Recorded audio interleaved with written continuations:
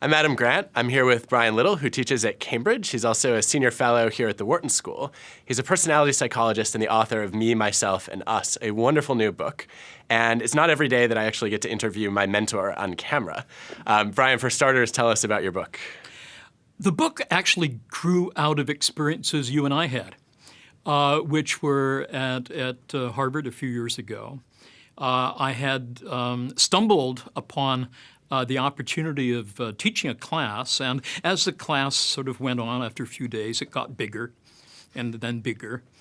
And I thought, oh, isn't this wonderful? All the students are coming. But in fact, it was the ex-boyfriends of some of the students in the class were coming because there seemed to be something that touched their hearts and let them think that there was something of value here beyond the classroom that may actually influence their lives. And then it started to happen that parents would come and belligerent uncles and things like that. And so I thought in about the year 2000 that it would be a good idea to write a book that would engage with those people who weren't taking personality psychology as an academic course, but as a way of illuminating their lives and understanding the people they love and work with. I remember sending every one of my roommates, actually forcing them to take your course. And every day, I remember that too. I, of course, got repaid for that by them coming back and diagnosing all of my problems and pathologies, which I suppose I deserved. But one of the most interesting things we learned about in the course was this idea of free traits. Talk to us about that. Thank you. I think the setup to this is that right now the study of traits is in the ascendancy, as you know. There was a time when trait psychology was in deep trouble, and it was as a result of Walter Mischel's 1968 book, Personality and Assessment, where he drew the conclusion that stable traits of personality were non-existent. He's modified that position more recently, but at the time it dealt quite a blow to the field. In the ensuing years, trait psychologists, those who study the big 5 dimensions of personality, regained ascendancy, and it's become, I think, certainly the most active field of personality research. But I have some concerns about it, and let me tell you the essence of my concerns about traits. The big 5 dimensions spell out the acronym OCEAN: openness, conscientiousness, extroversion, agreeableness, and neuroticism. And many who study traits believe that we can be adequately and effectively described by our status on those 5 dimensions. And I think there's some truth to that. And I lecture, as you know, about these in the book. I spend a couple of chapters talking about these relatively fixed traits of personality. And perhaps the most topical and hot topic is that of extroversion, largely the result of our mutual friend Susan Cain's book, Quiet.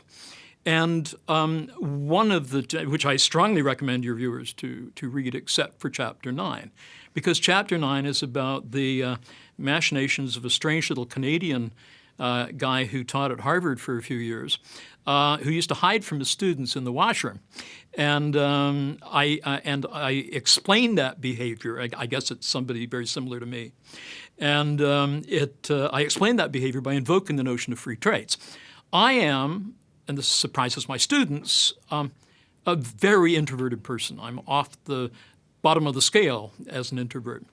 But because of something that matters dearly to me, which is the personal project of professing with passion and alliterating in a public place, I will act as an extrovert when I'm lecturing. I'll speak loudly, as you do when you're addressing a class at the beginning. I'll gesticulate wildly. I hope not too wildly, because I think we need to not to be overbearing when we're professing. But we need to keep students awake at 8 in the morning. And so I act like that, and I'm engaged in what I call a free trait. And much of Me, Myself, and Us, the book, deals with how free trait behavior differs from trait behavior or fixed trait behavior. And the free trait of, in my case, pseudo-extroversion plays out by advancing my core project, which is engaging with my students whom I love. And it advances that core project in ways that will redound to my benefit.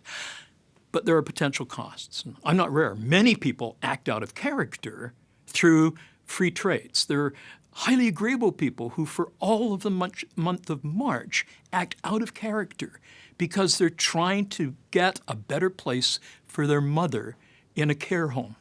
And they have to bash down the doors of administrative resistance and advance a project, take care of mom, that enjoins that person to act in a disagreeable way. We can do this. It's called professionalism. It's also called love. But we may pay a price if we act protractedly, act out of character for a long period. The empirical evidence on that is still growing. I'd say right now it's mixed. But there is growing evidence that acting in ways that go against your first nature, as I call it, may be problematic at the same time as it advances our well-being. So when we take this into the workplace, one of the things that you touched on is this idea that we all have personal projects, these commitments that we make to courses of action that matter deeply to us. How can an understanding of the personal projects of the people I work with enable us to work more effectively together? Well, I think it offers an explanation for their action in ways that simply monitoring or attending to their outward and visible behavior would not. I think we can watch a person who is engaged in a pattern of behavior that makes us say that person is neurotic. And therefore, I may rate that person down because he appears to be anxious when dealing with clients. But in fact, that person may be engaged in a personal project that is entirely explicable by noting what that core project is. That core project may be that I've got to pick up my kid. He's waiting outside in the cold. I know I'm a little distracted and I may give the appearance of not understanding what's going on in this financial meeting. Once you understand what a person's core projects are, or even ask a person, how's it going, David? It puts us in a position where we can actually treat humans as humans. And that, to me, is going to pay enormous benefits in the long term. Now, you sort of take a stand in the book about some more effective and less effective ways of thinking about personality. And one of the more popular ones, of course, is the Myers-Briggs type indicator, which you've been observing for almost half a century now. Yes. Where do you stand on that as an assessment instrument? In the book, I take a few whacks at the MBTI. But then I come back and look at the function that it serves of getting people to talk about individual differences in personality.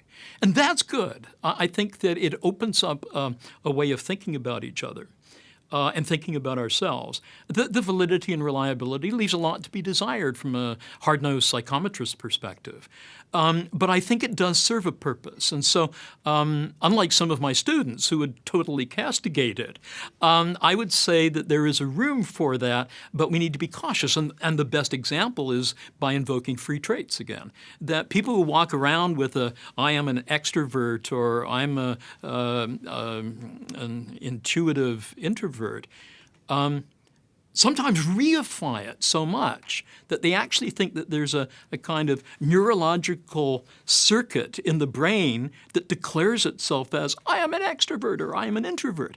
And that is palpably false. And I think by cordoning ourselves off from refutation, by claiming as a core sense of our identity that I am an extrovert, or any of the other Myers-Briggs designations, I think we reduce our degrees of freedom to be fully human. Adam, let me just use a random name, may be quite introverted, but he could act out of character and advance the core projects that matter to him, such as his students at Wharton.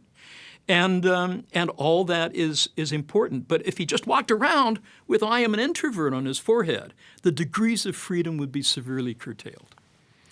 Probably my favorite chapter in the book was the one about self-monitoring, which I think captures some of the fundamental questions around when just some people essentially end up adapting to the situation, Yeah.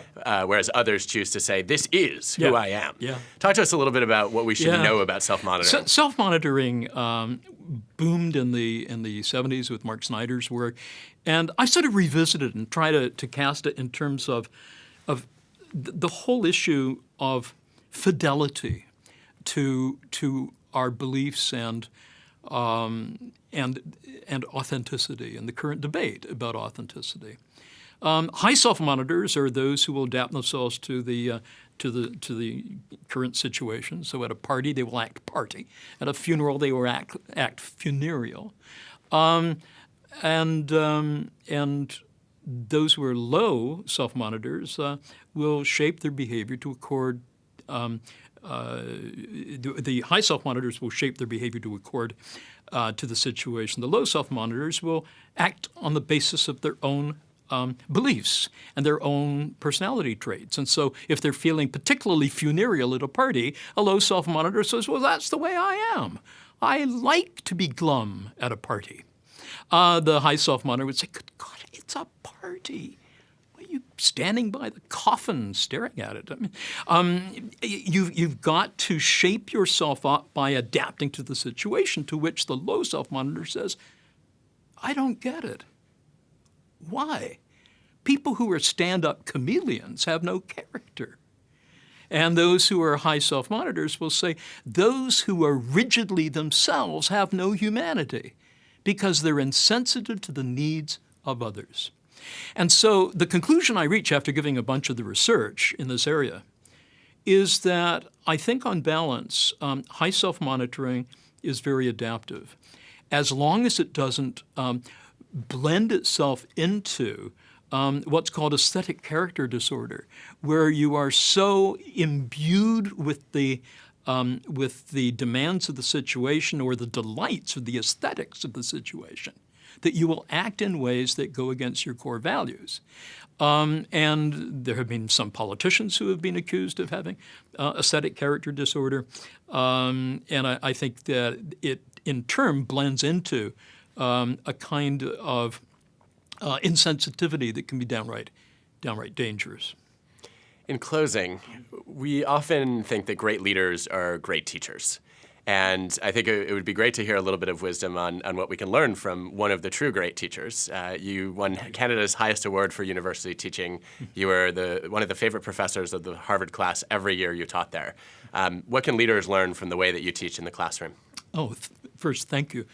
I've been giving a lot of thought to this recently. And part of it was stimulated by your own work and by the evidence that introverts can be good listeners, and that balance between talking and listening, asserting and reflecting, and the capacity to shift between them seems to be really critical.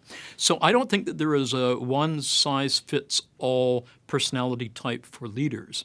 I think there are a diverse set of factors, the key aspect of which is the ability to choose, select, and empower the most virtuous forms of your own personality. The capacity to listen, the capacity to say, I've listened, I must act, the capacity to show alacrity, moving in and dealing with the situation instead of puzzling and all Hamlet-like and not being sure.